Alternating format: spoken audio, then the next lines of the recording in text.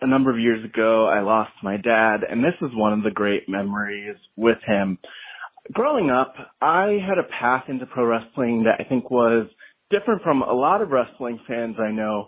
I just kind of discovered it myself through playing video games with my brother and through going on the internet. And through going on the internet, this is early 2000s, I spent a lot of time on a website called Declaration of Independence, which was like a dirt sheet, but even more, it was filled with so many rumors, a lot of drama, a lot of chaos, and through that I got to know about a number of wrestlers that I wasn't seeing on TV, on WWE, or in my local indies, and one of them was Virgil. You know, the thing that was kind of prevalent for me with Virgil is that I just knew to avoid this guy. And so when I finally went to my first convention, this is 2005, it was Wrestling Reunion, there was a long line wrapping around for me to meet a number of wrestling stars, and Virgil had a table along the line. There I am, maybe 12 years old, standing with my dad. Virgil sees my dad, a large black man, which I think is relevant, and starts talking with him. And immediately I'm starting to freak out. Like, why? Don't talk to Virgil. Don't talk to Virgil. I started pulling on his pant leg and trying to get him to stop. And Virgil tried to convince my dad, who was not a wrestling fan, to buy a Polaroid. And so I'm trying to pull him away. And my dad turns to me and says, why don't you get a Polaroid from Virgil? Why not get a headshot from Virgil?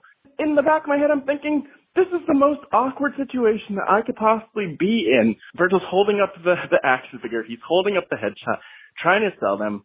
Basically, I'm standing there with my dad, kind of pulling his pant leg, trying to pull him away. And there's Virgil. I heard him throw out a few brothers, which I know is like a thing when it comes to wrestlers, but it's also a thing in the black community. And I just kind of felt like Virgil, like my dad was kind of falling for it and gravitating to him. It's never ended up buying a headshot or an action figure or a Polaroid from Virgil. And I think a lot of that was because of the stories that I read in the dirt sheets in the Declaration of Independence. But in retrospect, why didn't I get a headshot? Why didn't I get a Polaroid with Virgil? I haven't met him since. I haven't run into him since. But it makes me think, like, should we just have given him the $20 to support him? Not only to support him, but it's Virgil. He was on the television. He was a superstar. And it's sites like the DOI, the Declaration of Independence, which I remember very well, that would change your mind about a guy like that. That would put you almost too much into wrestling. Sometimes we need to be outside of wrestling and just our heroes are our heroes. But Virgil was known to take advantage, and I do feel he needed to be put in check at some point. There has to be a Yelp of wrestling conventions.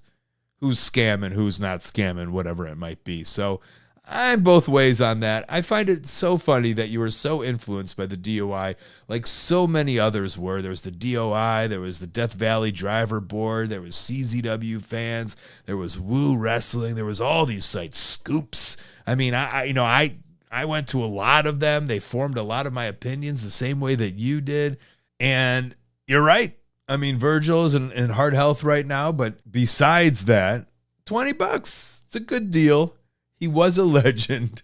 I know he would have hustled you hard, but you could have had that Virgil story like a lot of people who've called in and had a picture from him. And you're right, supported the man directly, which is something he's always wanted, but maybe hasn't explained to the people the best. He's he was kind of always looking to grab it all as opposed to be like, hey, this is my living now, please help, which might have been the best way to do it, but I don't think that's the way that Virgil knew how. He had one way.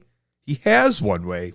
He does it that way, and that's why we love him. I love him.